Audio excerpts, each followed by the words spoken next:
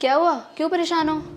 Savings कोई है नहीं हमारे पास, उम्र निकलती जा रही है। फाइनेंशियल प्लानिंग के नाम पे मजाक हुआ है बैंक अकाउंट में। तुम्हें परेशान होने वाली क्या बात है? अपने फाइनेंसेस को मैनेज करने के लिए फ्रीडम ऐप बना है। अच्छा, हाँ, ये जरा थोड़ा और डिटेल में बताना इस बारे में। अभी फाइनेंसेस से रिलेटेड एक रीसेंट वीडियो डाला है उन्होंने जो SWP के ऊपर है। SWP यानी सिस्टमैटिक विड्रॉल प्लान। उसमें कुछ नहीं करना है, बस हमें थोड़ा थोड़ा अमाउंट अपना हम इन्वेस्ट करते हैं और विड्रॉ भी कर सकते हैं साथ साथ। उससे बेस्ट क्या ऑप्शन होगा हमारे पास? Sounds good. वीडियो देखा है आपने? हाँ, देखा ना। देखो, ये लो, ये देखो। एक ऐसी स्कीम है जहां महीने के 10,000 इन्वेस्ट करने पर लाइफ टाइम के लिए 70,000 मिल सकते हैं। SWP यानी सिस्टमैटिक विड्रॉल प्लान। सुना है कभी इसके बारे में? सुना तो है पर समझ में नहीं आया, जरा समझाना प्लीज। सिस्टमैटिक विड्रॉल प्लान एक ऐसी चाबी है जिसको भरते ही आप जिंदगी भर पैसा कमा सकते हैं। लेकिन आज की इस वीडियो में मैं आपको सिर्फ SWP के बारे में नहीं बताऊंगी, हम बात करेंगे SIP के बारे में भी, जिसके बाद आप खुद डिसाइड कर सकते हैं कि आपके लिए कौन सा इन्वेस्टमेंट प्लान बेहतर है। चलिए वीडियो की शुरुआत करते हैं। एक और आती है SIP यानी सिस्टमैटिक इन्वेस्टमेंट प्लान, जो एक रेगुलर तरीका है इन्वेस्ट करने का, जहां आप बहुत ही शिद्दत के साथ पर्टिकुलर डेट पर पर्टिकुलर अमाउंट इन्वेस्ट करते हैं। जनरली SIPs को म्यूचुअल फंड्स में या स्टॉक्स में इन्वेस्ट किया जाता है, जहां यूजुअली हमारा माइंडसेट होता है to invest in long run, जिससे हम अपने फाइनेंशियल गोल्स को पूरा कर सकें। दूसरी ओर आता है SWP, जो SIP से ऑपोजिट स्ट्रैटेजी है इनकम जनरेट करने की, क्योंकि ये हमारी ह्यूमन टेंडेंसी होती है कि पैसा इन्वेस्ट तो कर दिया है लेकिन उसे विड्रॉ कैसे कर सकते हैं, जिससे हमारी डेली रूटीन की जो वर्क प्रोसेसेस हैं वो भी चलते रहें और इन्वेस्ट भी हो जाए और पैसा जनरेट भी हो जाए और इनकम रुके भी ना।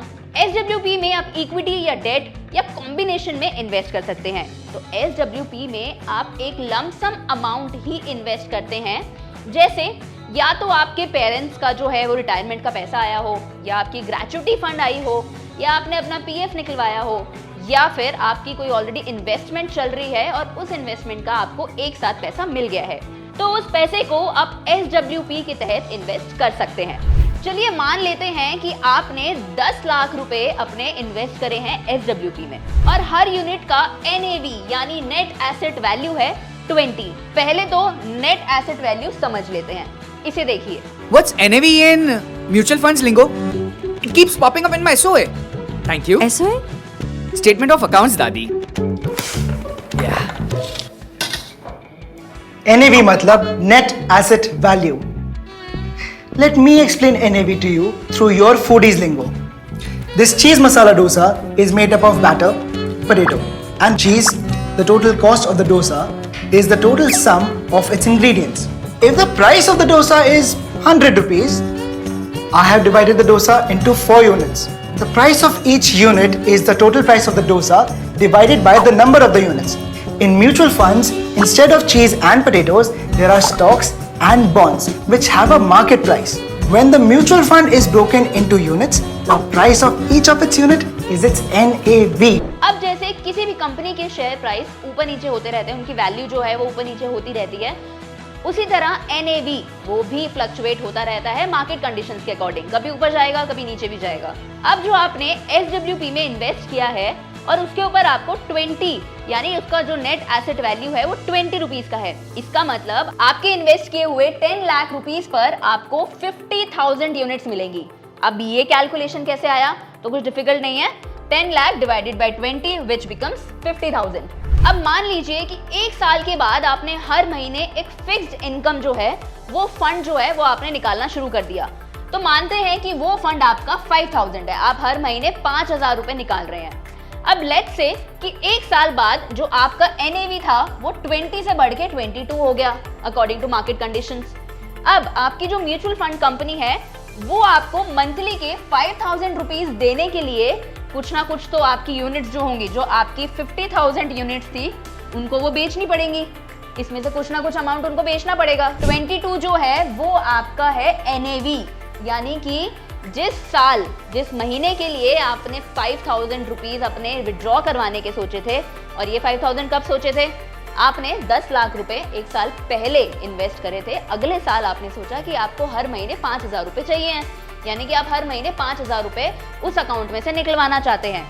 तो वो 5,000 रुपए के लिए आपको 50,000 में से कोई ना कोई यूनिट बेचनी पड़ेंगी। तो वो जो यूनिट होगी वो होगी आपकी 227.27, यानी इतनी यूनिट्स म्यूचुअल फंड कंपनी आपकी बेचेगी आउट ऑफ 50,000। अब ये बेचने के बाद आपके पास 50,000 में से माइनस हो गया है 227.27, तो कितना बचा?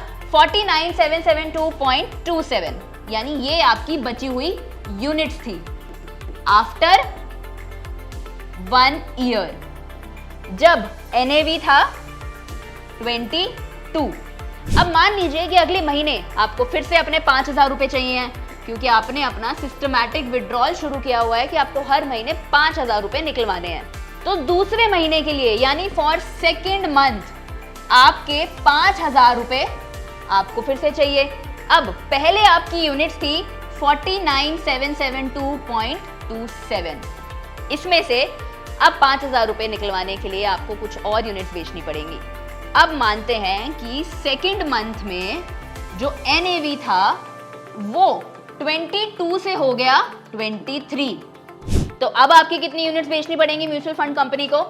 अब हर महीने 5,000 रुपए के लिए आपको फिर से जो कुछ यूनिट्स बेचनी पड़ेंगी।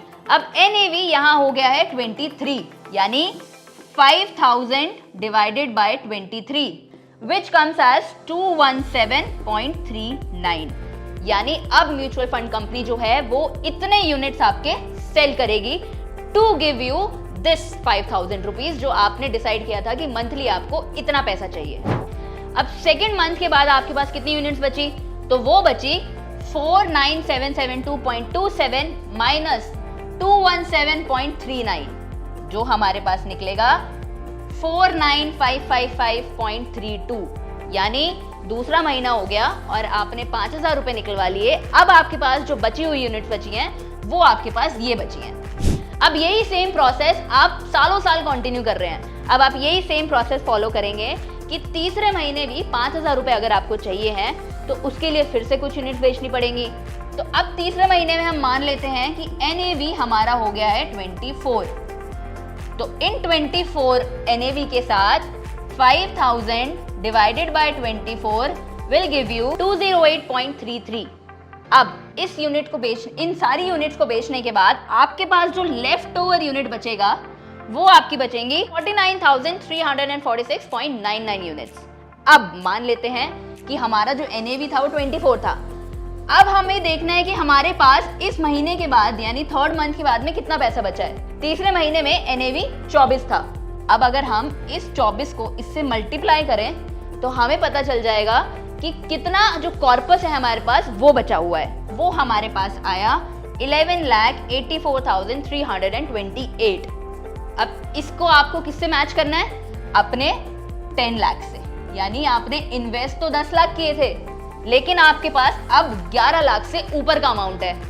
यही सेम प्रोसेस फॉलो होता रहता है for months and years, depending कि आपने कितने सालों के लिए SWP में इन्वेस्ट किया है। अब इस टाइम पीरियड में आपने एक फिक्स इनकम भी विड्रॉ कर ली और जो आपका कॉर्पस था वो भी कम नहीं हुआ। जैसा कि मैंने आपको बताया, अभी जहां आपने 10 लाख इन्वेस्ट करे थे वहीं आपको 11 लाख से ऊपर का अमाउंट मिल गया। ये है असली जादू SWP का। अब इस जादू के पीछे का राज मैं आपको बताती हूँ। वैसे तो ये कोई मैजिक है नहीं, एक मैथ्स है सिंपल।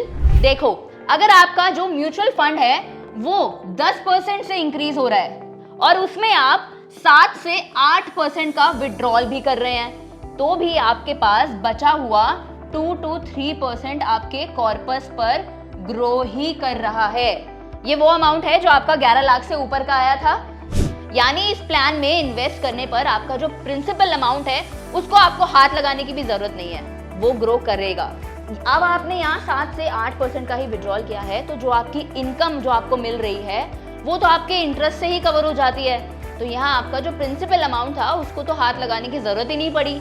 इनफैक्ट जो प्रिंसिपल अमाउंट था वो 2 से 3% से इंक्रीज भी हो गया।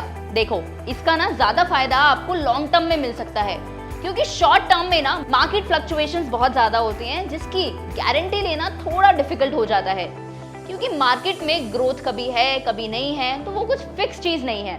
इसीलिए लॉन्ग टर्म का सोचोगे तो ज्यादा फायदे में रहोगे और बेटर रिटर्न्स भी मिलेंगे। लेकिन यहाँ पर हमने टैक्सेशन के बारे में तो सोचा ही नहीं। पैसा तो कमा लिया, टैक्स कौन देगा?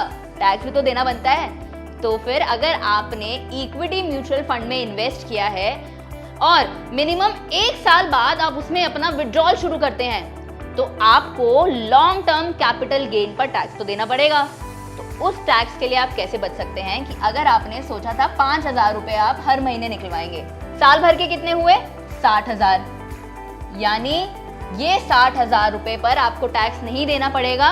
क्यों? क्योंकि 1 लाख से ऊपर की ट्रांजैक्शंस पर, यानी 1 लाख से ऊपर की इनकम पर आपको टैक्स लगता है, उससे नीचे आपको कोई टैक्स नहीं देना पड़ेगा। इसके ऊपर आपको लगेगा 10% का। यानी अगर 1 लाख से ऊपर की आपने इनकम की है तो 10% का टैक्स लगेगा। 1 लाख से अंदर 1 लाख के नीचे अगर आपने पैसा कमाया है तो उसके ऊपर आपको कोई भी टैक्स नहीं देना पड़ेगा। और यहाँ तो आपने 60,000 रुपए कमाए हैं तो इसके ऊपर आपका टैक्स भी बच जाएगा। वैसे फ्रीडम ऐप ऐसी ही फाइनेंशियल नॉलेज के लिए बना है। ये एक मोबाइल एप्लीकेशन है जिसके ऊपर आपको ढेर सारे फाइनेंशियल कोर्सेज मिल जाते हैं। स्टॉक मार्केट उनमें से एक है। स्टॉक मार्केट के ऊपर अगर आपको कोर्स करना है, उससे रिलेटेड कोई भी कोर्स है, तो आप फ्रीडम ऐप को डाउनलोड करके वो कोर्सेज के बारे में जानकारी ले सकते हैं। डाउनलोड करने का लिंक आपको डिस्क्रिप्शन में मिल जाएगा। अब बात करते हैं SIP के बारे में, यानी सिस्टमैटिक इन्वेस्टमेंट प्लान। ये होता है कि आप एक सिस्टमैटिक तरीके से इन्वेस्ट करते हैं, जहां आप 1000, 10,000, 1 लाख कितना भी इन्वेस्ट कर सकते हैं और जितने टाइम के लिए आपको इन्वेस्ट करना है वो भी आप खुद डिसाइड कर सकते हैं, मंथली, क्वार्टरली, हाफ ईयरली या ईयरली। इसमें बस एक फिक्स्ड डेट होती है जो आपको ध्यान रखनी पड़ती है कि आपने किस डेट को इन्वेस्टमेंट करनी चालू की थी, तो आपको हर बारी उसी तारीख को उतना ही अमाउंट जमा करना है।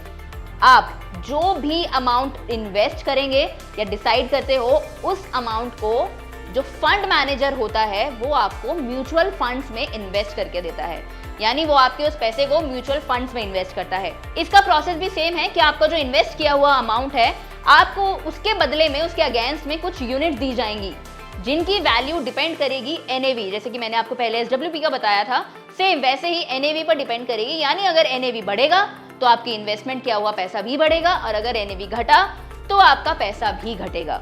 According to market experts, SIP में आपको 10 से 12% तक का रिटर्न मिल सकता है। इसका भी पूरा इम्पैक्ट और जो उसका वर्क प्रोसेस होता है वो मार्केट कंडीशंस पर डिपेंड करता है, क्योंकि जैसे जैसे मार्केट फ्लक्चुएट होती है वैसे ही वैसे आपका इन्वेस्ट किया हुआ पैसा भी फ्लक्चुएट होता है।